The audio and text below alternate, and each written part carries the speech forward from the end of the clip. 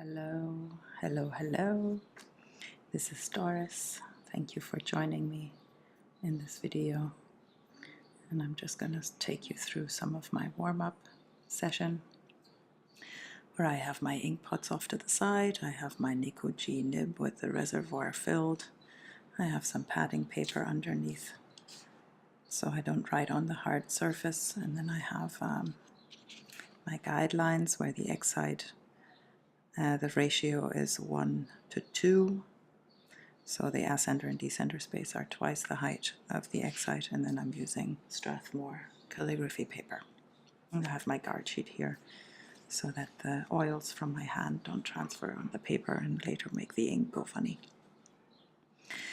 And I'm just going to start warming up with some down strokes where I start at the ascender line, place, press, and pull down along the slant line, and trying to have the tops and bottoms square off.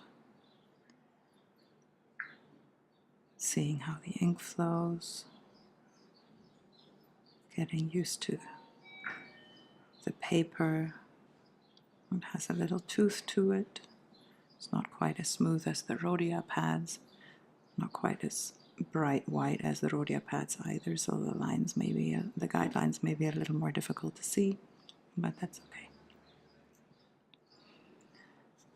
This one makes it feel a little prettier, a little more final piece ready, you know. So the downstrokes, we want them to be of equal thickness throughout, following the slant, square top and bottom. And the upstrokes, starting at the baseline, following the slant, going up to the ascender line with very little pressure, especially when the paper has a little bit of tooth and a little bit of texture to it. You don't want to pick up the fibers, and sometimes that means you follow the fibers of the paper and your line goes a little squiggly.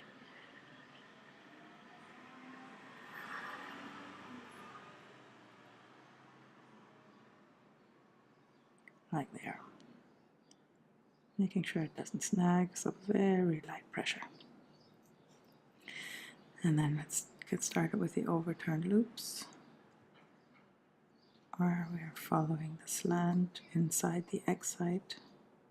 Now we go light up and heavy down, squaring that downstroke, making sure it fits into an oval, or other way around, that an oval fits in here.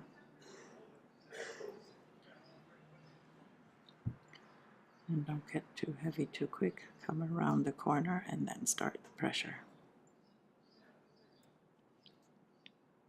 And the underturn loop, where you release the pressure before the turn also.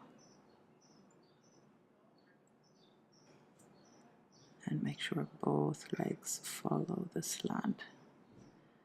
It's tempting to go open like that. That's not what we want. We want this and this to both go in the same direction.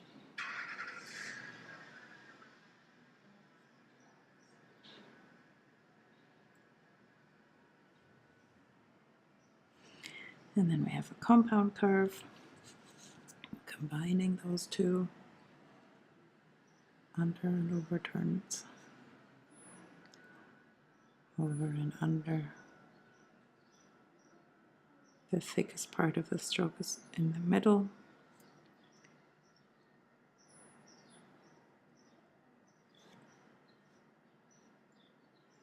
And I like to hold my pen in so that it lies flat in my in the space between my thumb and my forefinger, so that the nib hits the paper as squarely as possible. Although I've seen other calligraphers write at the tip of the paper, which means you get a lot thinner lines. I don't know if you can hear the scratch on the paper. It makes a nice noise, I like it.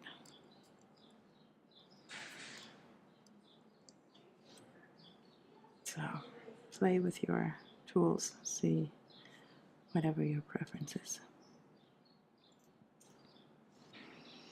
Let's get a couple of loops in as well, starting at the waistline or the X line, going up into the ascender space and then coming down to the baseline.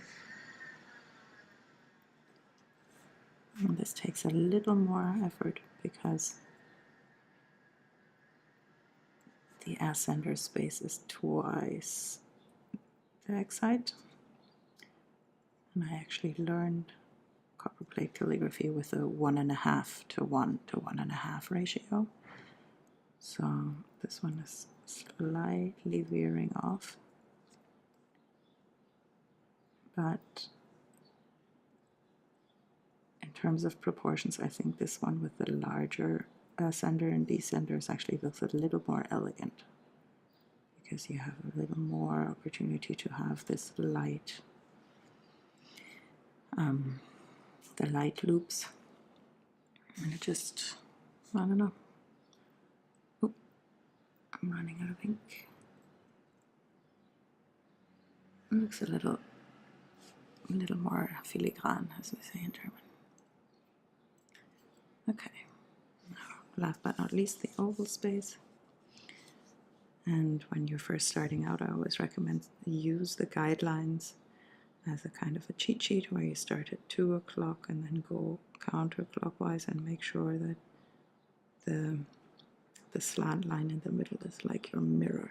You want both sides to look the same, because it's always less round than you think.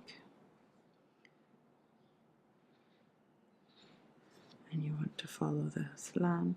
My ovals are not looking very pretty this morning, but that's why we're warming up.